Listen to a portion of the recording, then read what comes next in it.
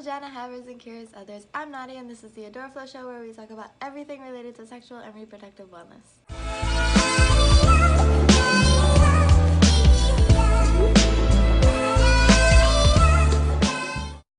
Before we start, a quick disclaimer. I am not a healthcare professional. This video is for informational and entertainment purposes only. Nothing shown or stated in the video is intended to diagnose, treat, or cure any illnesses. Everything stated in the video comes from my personal experiences and my own opinion. Please see your doctor or medical professional for medical advice. Thank you, and please don't sue me.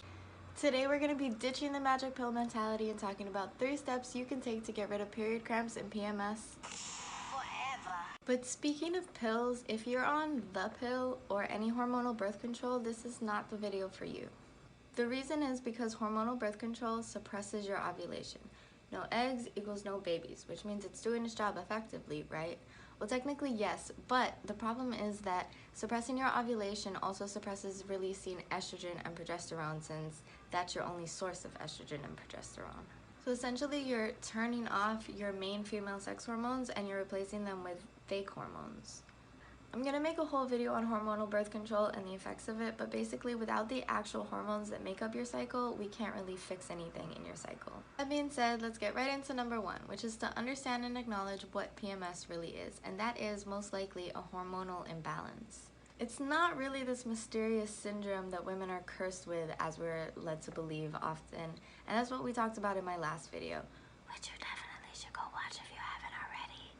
PMS is definitely common, but it's not normal, and you're not supposed to have it. So the key is to find out why you have it in the first place, which brings us into step number 2. To really understand and get the full picture of your cycle, you'll need to track it, and we call this cycle tracking. It's really simple. It's basically just keeping a journal every day of what's going on, not only down there, but also up here and up here. There's a whole bunch of apps out there that you can use to do this. There's also journals specifically for this, but if you're like me, you can just use a regular journal or planner. Anything works. Here's an example of what a cycle journal might look like. As you can see, I've included the day and phase of my cycle, what I ate and how I felt today, the presence and consistency of cervical mucus, cervical position. I didn't include the basal body temperature just because you do need to have a thermometer to do that. The moon phase is fun to keep track of, and then you'll want to include any other symptoms you felt that day. The reason you want to do this is because it keeps you more mindful about yourself and your cycle, and you begin to cultivate a relationship with your body and yourself that might not have been there before. Also, it's really helpful to have the information on hand about yourself and your cycle that you can just pull up and look at whenever you want. You can compare it from month to month and see what's going on. You can say, hey, I did this month and this went well, but then this month I did this and it didn't go so well, and so maybe that's where the problem's arising from. And then last but definitely not least is to evaluate and balance your lifestyle. This is the really hard but absolutely necessary one. I say really hard because this is the one where you have to be really honest with yourself. You don't get to blame anybody else, you don't get to make excuses, you don't get to be hard on yourself, you don't get to judge yourself, criticize yourself, none of that. You just have to be honest with yourself, and that can be a really tough thing to do. I want you to ask yourself these 4 questions. Number 1, am I sleeping enough? By enough, I mean until you feel fully rested, so that time is going to vary for everyone. Sleep and the role of it are not fully understood yet, but we do fully understand the consequences of not getting enough of it, and they are not good. Skipping out on sleep can cause so many problems, including hormonal imbalances. Your circadian rhythm is actually what regulates your reproductive hormone production, and it's run on a 24-hour cycle, which is governed by light exposure. So not only does it matter that you get enough sleep, but it matters when you get your sleep. Number 2, am I under any stress, and if so, what am I doing about it? By stress, I don't mean just obvious stress. Obvious stress is like sitting in traffic, getting in a big fight with someone you love, having a tight deadline at work, stuff like that, right? Less obvious stressors can be things that seem insignificant or neutral or even happy. So traveling can be a stressor, planning a big party or a wedding, being a parent is a stressor, being hungry can be a stressor. The fact that we're so easily accessible all the time is a big stressor. For example, when you're winding down at night and you're trying to get your relax on, and then you get a work email at 8 o'clock and your nervous system goes like this, it's not good for you. From an evolutionary perspective, stress was a really good thing because it helped us survive. But now our bodies can't really tell the difference between a hungry lion and like a work email.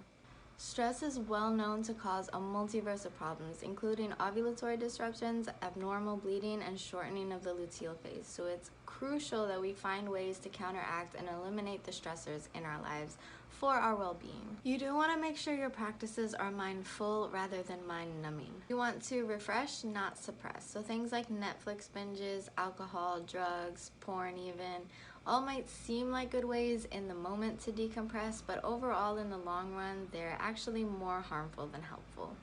Number 3, am I getting the right amount of nutrition and hydration? Have you ever accidentally put the good gas in your car and then you feel like it runs smoother? Your body's like that too. If you really think about the phrase, you are what you eat, it's actually quite literal in a lot of ways. So it's pretty obvious that the better you eat, the better you're gonna feel. The problem is though, contrary to popular belief, there's no healthiest diet. There's no one diet that's great for everyone. It just doesn't exist. So you're gonna have to find out what works best for you and what makes you feel and function your best. To figure this out, you'll wanna go get your regular checkup and blood test from your doctor or your clinic and make sure everything's fine over there. And then I really recommend trying the elimination diet. If you don't know what that is, basically you're eliminating foods that are known to cause problems, such as gluten, corn, processed foods, hydrogenated oils, soy, sugar, dairy and eggs, and caffeine. It also should be noted that you should not eat any non-organic meat or fish or consume any alcohol during this period. I know, what a drag. Then you'll add them back in one at a time and pay attention to how you feel after each one. So did you get a headache? Did you get brain fog? Did you get bloated? Do you feel great? These things will tell you whether or not you have food sensitivity to that particular food. You can go deeper with this test by eliminating more food groups like nightshades, cruciferous vegetables, nuts, berries, for example, or you can skip the test altogether and get a food sensitivity testing that you would have to pay for. It's up to you. And number 4, is there anything I need to eliminate in my daily environment? I don't really like to use the word toxic, but basically anything that could be considered toxic in your environment. This could be anything from chemicals to mold, people, thoughts, habits, xenoestrogens. If you don't know what xenoestrogens are, I will put them in right here. Xenoestrogens are a subcategory of the endocrine disruptor group that specifically have estrogen-like effects. And as you can see further down where I've highlighted, when xenoestrogens enter the body, they increase the total amount of estrogen, resulting in a phenomenon called estrogen dominance. They're stored in our fat cells, and when they build up, they have been indicated in many conditions, including breast, prostate, and testicular cancer, obesity, infertility, endometriosis, early onset puberty, miscarriages, and diabetes. Phew! Here we have a list of some of the chemicals found in many of our daily products, such as skincare, industrial products and plastics, food, building supplies, and insecticides. And here's a list of some ways you can avoid a lot of those chemicals in each of those product categories. You can pause to read the full list, or I'll have the article this came from linked in the description below. A lot of times we gloss over how much our lives and our lifestyles really affect us, not just emotionally, but also physically. So just another thing to think about. And that's it. That's all I got. I really hope this was helpful to you. If it was, please give it a thumbs up and share it so somebody else can see it. Till next time, happy cycling.